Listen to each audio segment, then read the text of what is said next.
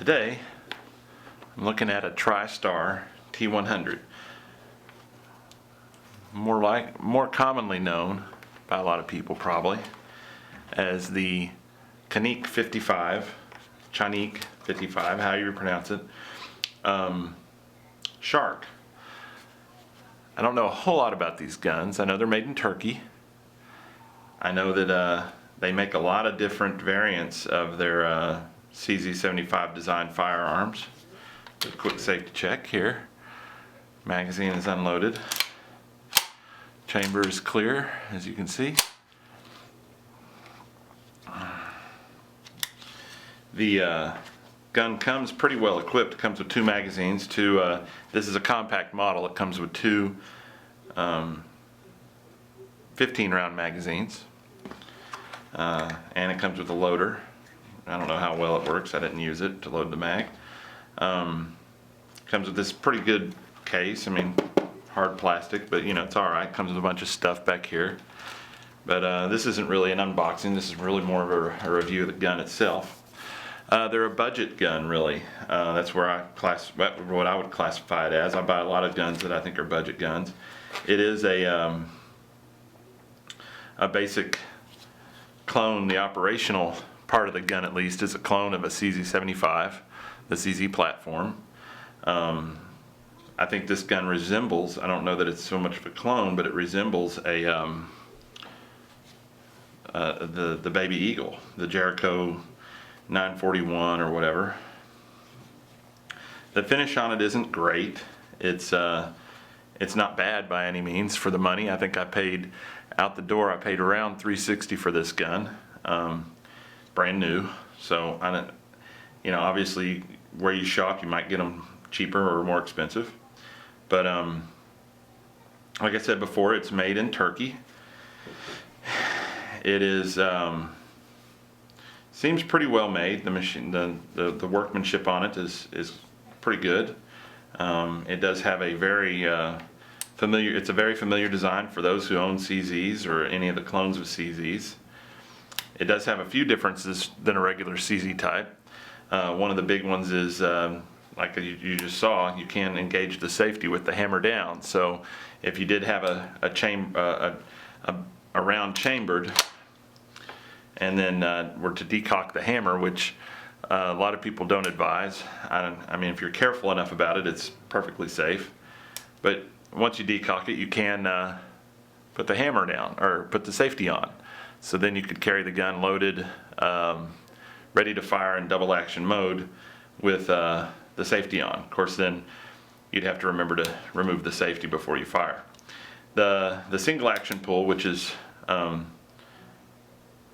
usually pretty good on double action, single action guns, is no exception with this gun. It's a nice little bit of take up, and then a nice little crisp trigger. It's not bad at all, especially when you consider how much you can get into one of these guns. The double action pull is a little bit, obviously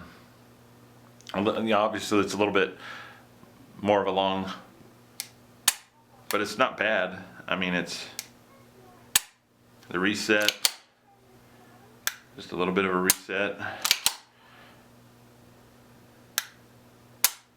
So it's a pretty good trigger. I haven't shot the gun yet. I may before I end up actually posting this video, and if I do, I'll have some follow-up impressions of how well it shoots. But from all the accounts I've read about them, they're pretty accurate. Now the fit and finish on this gun, I've already noticed, and I've not even shot it yet. You know, there's a little nick there that I don't know how I did that. Probably see it better. A little bit of a nick on the finish there. I noticed when I first got it. I don't know how well that's picking up, but there's a nick right there kind of on the rails. Otherwise, you know, it's pretty good. The grips are just a hard plastic. They're nothing to write home about, but my understanding, I haven't tried it yet, but I think you can put any CZ75 compact grips on here. So I've been looking at a few, thought I might try some here eventually.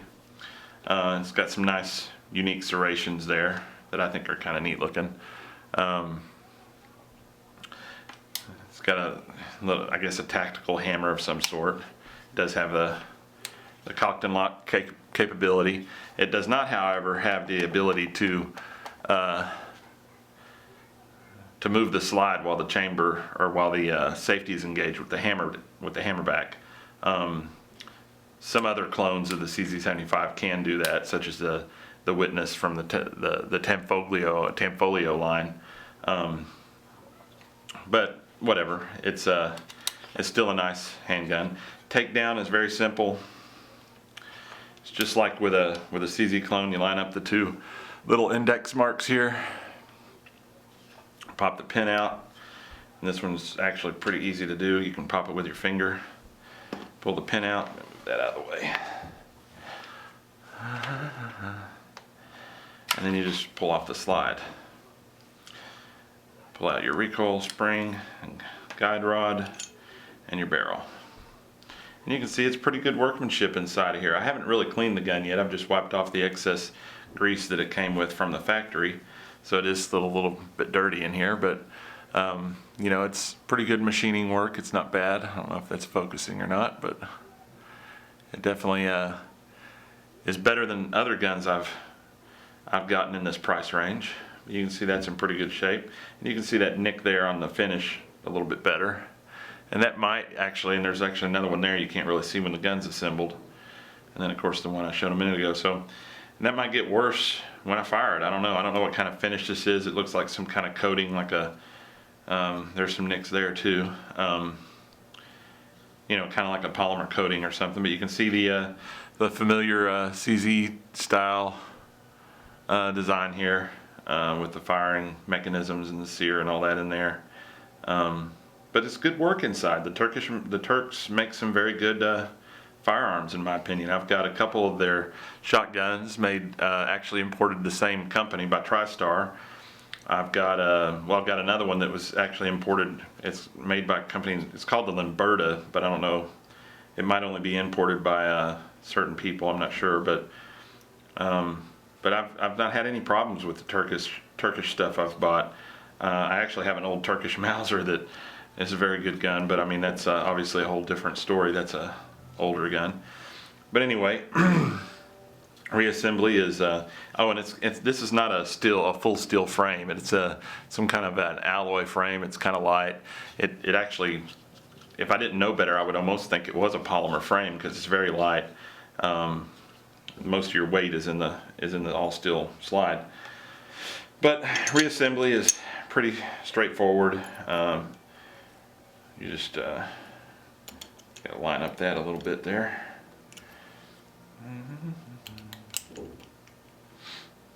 And actually, I remember now it's a little bit difficult to get this back in there because of the way it's made.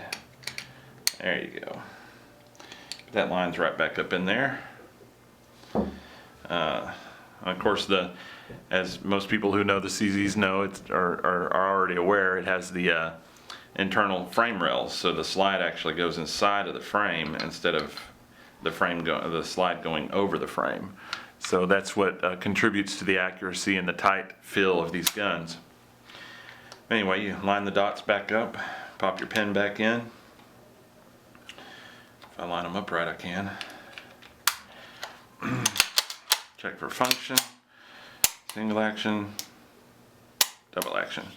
But anyway, the Canik is the manufacturer of this gun. Tristar is only the importer. Tristar seems to be bringing them in a little cheaper than a lot of people sell the Caniks for. This one, like I said, I paid $364. I know on Bud's Gun Shop they sell this is the t100 model.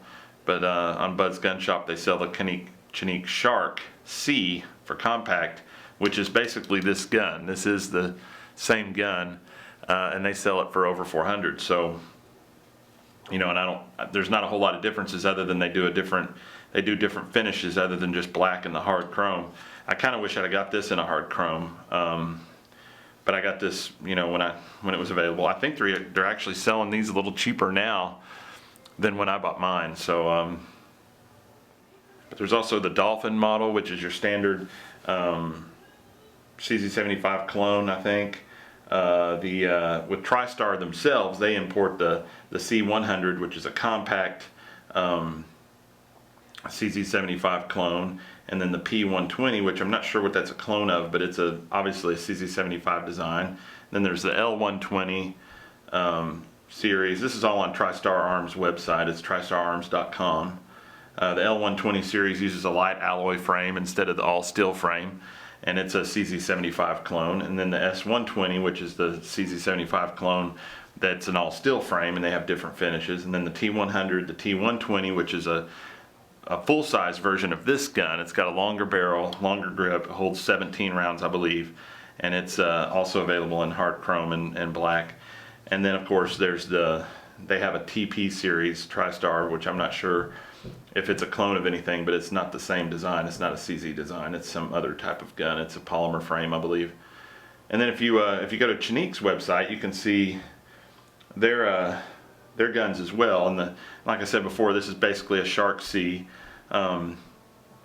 It looks pretty much the same as the Shark-C. It's just this is Tristar's version of it.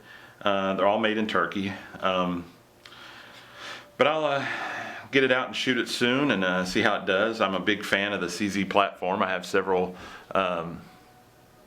different, well, I don't have a whole lot of different clones of the CZ75.